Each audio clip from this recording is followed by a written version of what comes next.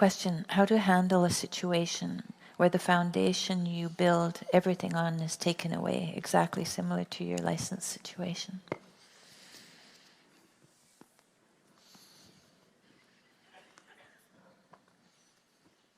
Well, I don't know, because it's always necessary when asked a question that complex to understand the particulars of the situation. The questioner offered the proposition that his or her situation is similar to mine, so I'll tell you what's been useful in my situation. A certain degree of rage. I mean, the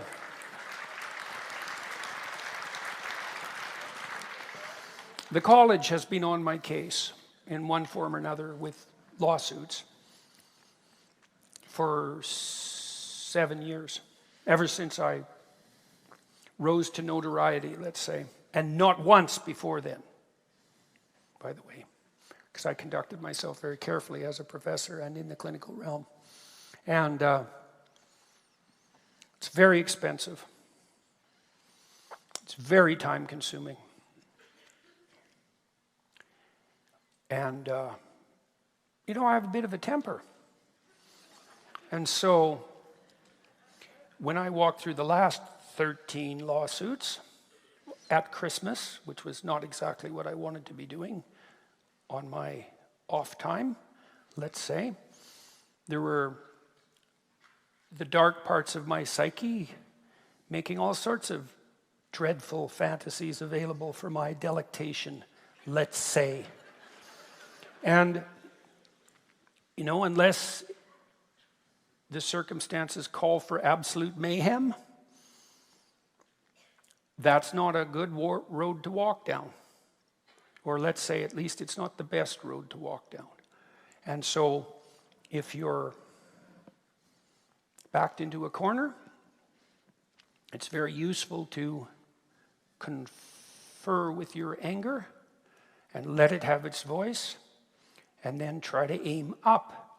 And so I spent a lot of time talking to Tammy and to my daughter Michaela and to my son, thinking, okay, if we could have the best possible outcome here, all things concerned, what would that look like? And so that's one of the things you have to figure out is, what do you want and what should you want? And you have to get that clear. And then you have to aim at that. So I have a variety of desired outcomes in my situation. Mostly I want to be left alone. Although there's more to it than that, because I believe that what the college is doing is akin to what professional boards are doing all across Canada and to some degree in the United States and in Europe, and holding an ideological cudgel over the head of their members instead of regulating their behavior in relationship to their clients and patients, which is what they're supposed to be doing, and something more broadly social than what is merely appropriate in my particular case needs to be done. And so I have some ideas on that front, which I would be happy to talk to the college about. That's highly unlikely, although not impossible. And so you have to know what you want, and then you have to know what you should want, and then you have to get your family on board or your friends so that you've got a bit of a community around you, and then you have to think strategically, you know, because it's no time for impulsivity. It's time for careful preparation and planning. And for all of those of you who are in the crowd right now who have some things to say that you need to say but aren't saying them, then you have to ask yourself very, very, very, very seriously, what is it about my life that has left me so exposed that I do not dare to say what I need to say? You know, and that's a scary question. It's an admission of vulnerability. It can be an admission of failure as well. And then you have to think through very carefully what you need to do to fortify yourself so that you can regain control of your tongue. And you might say, well, why should I do that? And the answer is, do you want your thoughts to die? or do you want to die? And that's the answer. And so you think, well, that's a bit extreme. It's like, no, actually, that's just how it is, you know. In a totalitarian state where everyone lies about everything all the time and no one ever says what they mean, people die by the tens of millions. It's par for the course. It's a feature, not a bug. And so, and at some level of scale, that applies in your own life. And so you're required to live so that you can speak. And if you aren't living so that you can speak, you need to sort out your life. And you might say, well, that's impossible. And I would say, fair enough, you know, but the alternative is worse. So,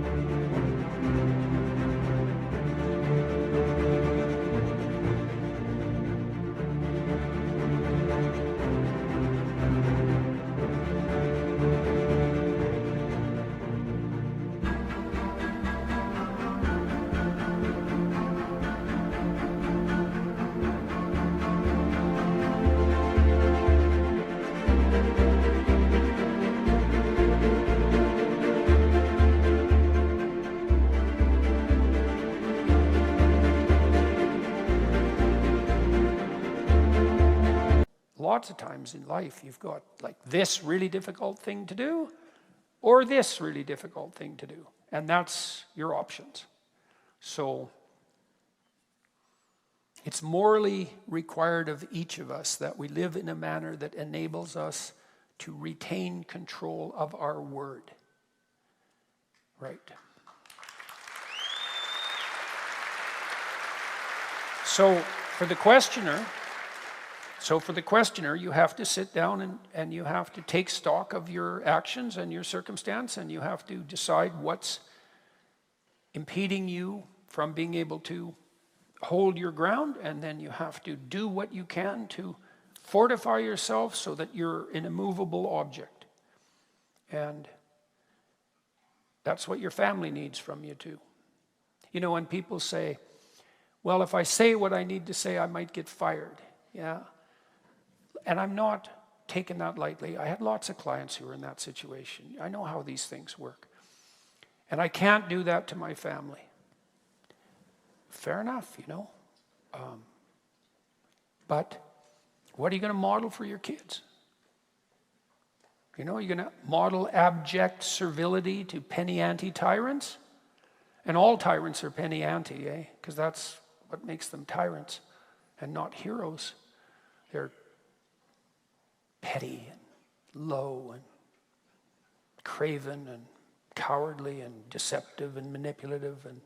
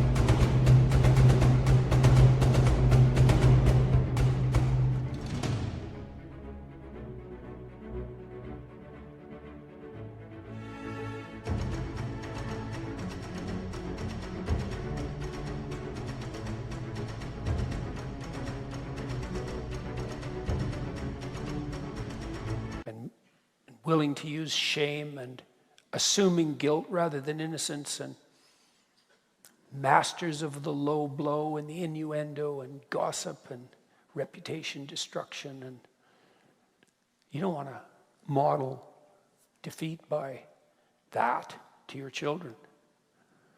So You know, maybe noble defeat is better than victory, so to speak, if the victory is a slavish servitude. And that's worth thinking about, you know.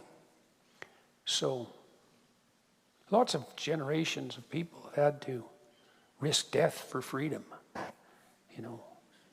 I think we all have to do that to maintain freedom. So, that's the situation the questioner is in.